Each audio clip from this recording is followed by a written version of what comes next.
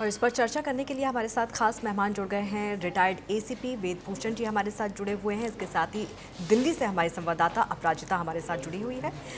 सबसे पहले अपराजिता का रुख यहाँ पर कर लेते हैं। अपराजिता, ये जो एनसीआरबी की रिपोर्ट आई है वो उसके आंकड़े बेहद चौंकाने वाले हैं।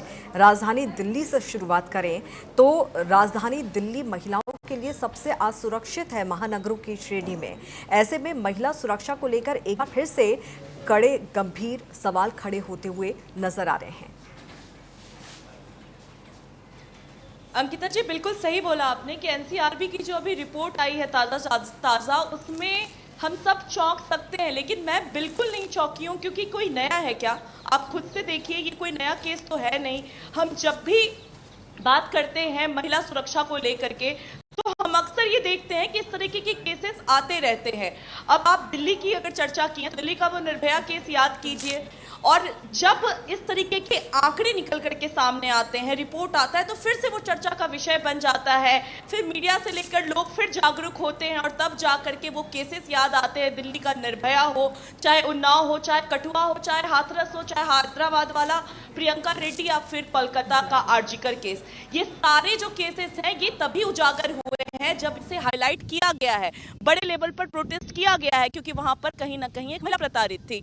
तो ऐसे में जब एनसीआरबी अपना रिपोर्ट निकाल करके लाई है तो ये कोई चौंकाने वाली बात नहीं है। हम फिर डिस्कस करेंगे, फिर प्रोटेस्ट होंगे, फिर कैंडल मार्च होंगे और फिर वो जो है डब्बों में बंद होकर के केस रह जाएगा।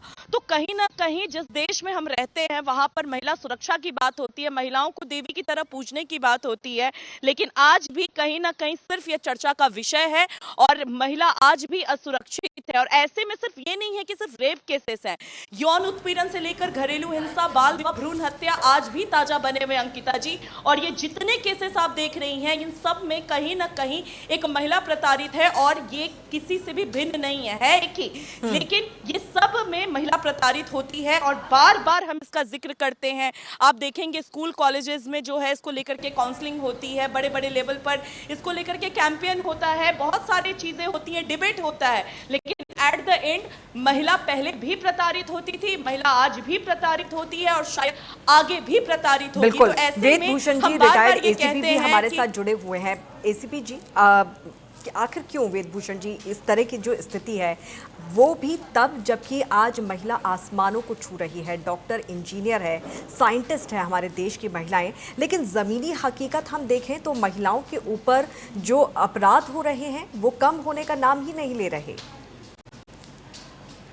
देखिए अंकिता जी, ये जो रिपोर्ट है ये केवल एक फिगर है।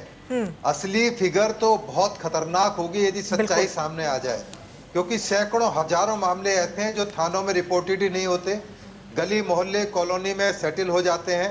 और आज की डेट में तमाम चीज ऑनलाइन है। ऑनलाइन जिस तरह फ्रेंडशिप के नाम पर, दोस्ती के नाम पर तमाम मॉलेस्टेशन, ब्लैकमेल होते हैं, रेप किए जाते हैं, लव इन रिलेशनशिप पार्टनर्स के मामले हैं जो रिपोर्टेड ही नहीं होते। क्योंकि ऐसे हालात के अंदर, जब ये हालात इसलिए थोड़ा बहुत आगे बढ़े हैं क्योंकि 0 एफआईआर और सुप्रीम कोर्ट की क्लियर डायरेक्शन है कि मैंडेटरी होगा इन मामलों के अंदर रजिस्ट्रेशन। और बहुत सारे मामलों में इसलिए रिपोर्ट नहीं होते क्योंकि विक्टिम ब्लेमिंग का एक हिस्सा होता है कि लड़की की ही कमी बताई जाती है कि लड़की का ही कैरेक्टर खराब था, इसीलिए बहुत सारे मामले अभी रिपोर्टेड नहीं होते हैं। जहाँ तक दिल्ली की समस्या है, दिल्ली की समस्या दूसरे राज्यों से, जिस तरह से सबसे ज़्यादा राजस्थान, उत्तर प्रदेश, महाराष्ट्र, मध्य प्रदेश के अंदर इस तरह के मामले हैं। दिल्ली के हालात दूसरे हैं। दिल्ली के हालात में पॉक्सो से संबंधित इतने सीरियस केसेज हैं कि जो रिपोर्टेड ही नहीं होते हैं। अभी एक निजामुद्दीन के अंदर एक मामला चल रहा है जो कि मेरी जानकारी के अंदर है। उसके अंदर लड़की का एक्सीडेंट होता है, माइनर का। जब वो मेडिकल के लिए जाती है एम्स के अंदर तो पता लगता है कि लड़की प्रेग्नेंट थी। जब लड़की से पूछताछ की जाती है तो किसी पड़ोसी लड़के का नाम ले लेती है और पड़ोसी लड़का अरेस्ट कर लिया जाता है। परंतु जब वो डीएनए टेस्ट आता है तो पता लगता है वो लड़का था ही नहीं।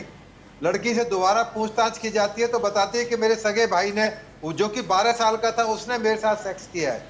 अब इस तरह के जहां हालात हों, जहां घर के अंदर रिलेशनशिप में फैमिली मेंबर्स के द्वारा, फ्रेंड्स के द्वारा, पड़ोसियों के द्वारा, एम्प्लॉयज के द्वारा, तो ये रेप और सेक्सुअल हेरेसमेंट होती है ये अनलिमिटेड है, बहुत ज्यादा है, क्योंकि रिपोर्टेड नहीं होती। लड़की कहीं ना कहीं रजामंद हो जाती है या सामाजिक प्रतिष्ठान उसकी ना गिर जाए, लोग उसी को जीरो ना करने लगे कि ये तुम्हारी गलती थी, तुमने पहले दिन क्यों नहीं रिपोर्ट किया। इस तरह बहुत सारे मामले हैं। साइबर स्टॉकिंग का मामला आज की डेट में बहुत पॉपुलर है। पोर्नोग्राफी इसका एक बहुत बड़ा रीजन है, क्योंकि ऐसे ऐसे बड़े बड़े हीरो हीरोइंस हैं जो कि इस तरह की चीजें करते हैं कि उनको देखकर जो नई लड़कियां युवक हैं वो आकर्षित होते हैं इंस्टाग्राम फेसबुक पर। अब एक बहुत बड़ी सनी लियोन नाम की एक बहुत बड़ी एक कलाकार है, वो कहती है मैं दोबारा पोर्नोग्राफी में जाऊंगी। तो इस तरह की चीजें उनको आकर्षित करती हैं कि जब एक सनी लियोन या इस तरह की बड़ी बड़ी फिगर्स आकर इस तरह की चीजों में इन्वॉल्व है तो कम हम क्यों ना इन चीजों के अंदर इन्वॉल्व हो जाए। दूसरी तरफ पुलिस की इन्वेस्टिगेशंस के अंदर बहुत सारी कमियां होती हैं जिसका फायदा मुलजिमों को मिलता है, क्योंकि मैक्सिमम जो इन्वेस्टिगेशंस है महिलाओं के द्वारा की जाती है, इसलिए बहुत सारी कमियां हैं। जुडिशियल प्रोसेस भी इसका एक बहुत बड़ा बिल्कुल, जिम्मेदार और है। इन कमियों को किस मुकदमे तरह आपने से दुरुस्त यहाँ पर किया जा सकता है